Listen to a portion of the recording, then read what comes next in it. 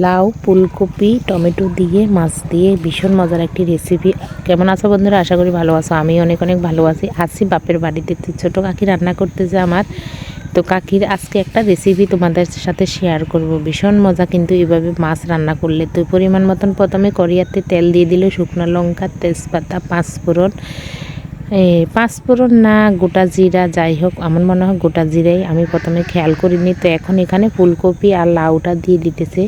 তো এই ফুলকপি লাউটা খুব ভালোভাবে আগে কষিয়ে নেবে, তারপরে বাকি মশলাগুলো এড করবে। তো যাই হোক বন্ধুরা, প্রথম থেকে শেষ পর্যন্ত তোমরা ভিডিওটি দেখো, আশা করি ভালো লাগবে। আর আশা করি ভালো লাগলে লাইক কমেন্ট শেয়ার তো তোমরাই করবে। যারা প্রথম আমার ভিডিওটি দেখতেছ তারা অবশ্যই সাবস্ক্রাইব করে দেবে, আর পাশে থাকা বেল আইকনটি ক্লিক করে দেবে।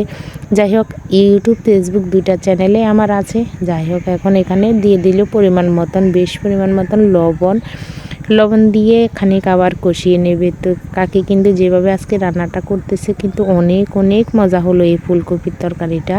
তো তোমরা কিন্তু এভাবে একদিন রান্না করে খেয়ে দেখতে পারো। আর বিশেষ করে মাটির চুলার রান্না তো আরও বেশি মজা হয়। এই গ্রাম অঞ্চলেতে সবাই মাটির চুলায় রান্না করতে পারে, তাদের কোনো গ্যাস নেই। এভাবে মাটির চুলা রান্না আরও বেশি মজা হয়। তো এখন এখানে দিয়ে দিতেছি জিরার গুঁড়ি। আমিও কাকিকে জিজ্ঞাসা করলাম, তুমি যে হলুদ মরিচ ছাড়া আগে জিরার গুঁড়ি দিতেছ, বলছে এভাবে নাকি আরও বেশি মজা হয়। প্রথমে হলুদটা দিলে কালারটা কিন্তু সুন্দর আসে না। তো যাই হোক কাকির এইভাবে রান্নাটা করতেছে। এখন পরিমাণ মতন কাঁচা লঙ্কা দিয়ে দিল। তো গুঁড়া লঙ্কা কিন্তু কম দেবে, তো সেজন্য বেশ পরিমাণ কাঁচা লঙ্কা দিয়ে দিল। এখন দিয়ে দিল টমেটো। মাটির চুলায় রান্না করলে তো তোমরা তো জানোই কীভাবে তরকারি খেতে মজা হয়। এখন দিয়ে দিল পরিমাণ মতন হলুদ আর সামান্য পরিমাণ একটু লঙ্কার গুঁড়ি দিল। তো হলুদ লবণ সব কিছু তো দেওয়া শেষ। এখন খুব ভালোভাবে তরকারিটা কষিয়ে নেবে।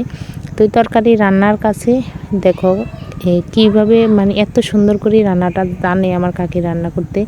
তো আমার কিন্তু প্রায় রান্নায় কাকির কাছে শেখা। তো আমি বসে আছি কাকির কাছে আর রান্না দেখতেছি। রান্না দেখে আমি তোমাদের সাথেও শেয়ার করতেছি। তো দেখো রান্নার কালারটা খুব সুন্দর আসছে। তরকারিটাকে এখন পরিমাণ মতন জল দিয়ে দিতেছে। তরকারি কিন্তু বেশি পরিমাণ ঝোল রাখবে না, গামাখা করে রান্নাটা করবে। তো আমি বাপের বাড়িতে আসছি আজকে 10-12 দিন হয়ে গেছে। তোমরা যারা আমার রেগুলারই ভিডিও দেখে তারা তো জানে আমার মা মারা গেল এই 1 মাস শ্রাদ্ধে আমি আসলাম এখানে। তো এই যে অল্প বয়সে মা বাবা দুজনকে হারিয়ে ফেললাম। তো তারপরেও এখন মার আর একটু কাজ আছে বাকি, সেজন্য ঘুরে রয়ে গেলাম। তো এখন দেখো বলক আসছে, এখন সবগুলো মা ভাজা মাছ দিয়ে দিতেছে। এখানে আছে 2-3 রকমের মাছ। এখানে কিন্তু মিক্স মাছ আছে, ইলিশ মাছ, তারপরে যায় টাকি, আর আরেকটা মানে রুই মাছ না জানি কি। তো যাই হোক এখন মাছগুলো সব দিয়ে দিল। তো কালারটা দেখো ভীষণ সুন্দর আসছে। আর মাটির চুলা রান্না বলে কথা। তো রান্নাটা প্রায় হয়ে আসছে। তো এখন আরেকটু ঢাকনা দিয়ে বেশ পরিমাণ রেখে দিয়ে তারপরে নামানোর আগে ধনেপাতা দিয়ে দিতেছে। তো রান্নাটা দেখো খুব কালার সুন্দর আসছে। এখন ধনেপাতা দিয়ে নামিয়ে নেবে। তো বন্ধুরা রেসিপিটা কেমন লাগলো অবশ্যই আমাকে কমেন্টের মাধ্যমে জানিয়ে দেবে। আর আমার যারা নতুন বন্ধু আছো তারা অবশ্যই চ্যানেলটাকে ফলো করে দেবে। যারা সবসময় আমার ভিডিও দেখো তাদেরকে অনুরোধ করব একটু লাইক শেয়ার কমেন্ট করার জন্য এই ভিডিওটি ভালো লাগলে। তো যাই হোক অনেক দিন থেকে আমি কিন্তু ভিডিও আপলোড দিতেছি। তোমাদের উৎসাহ যদি না থাকে তাহলে আমার ভালো লাগে না। তোমরা যদি আমার পাশে থাকো তাহলে আমার অনেক এখন দুপুরের জন্য কিন্তু আলাদা বাটিতে রেখে দিতেছে, আর রাত্রের জন্য কড়াইয়ের ভিতরে রেখে দেবে। আসলে গ্রাম অঞ্চলে মানুষেরা এমনই, ওরা মাটির চুলায় রান্না করে দ্বিতীয়বার যেন আবার গরম করা না লাগে।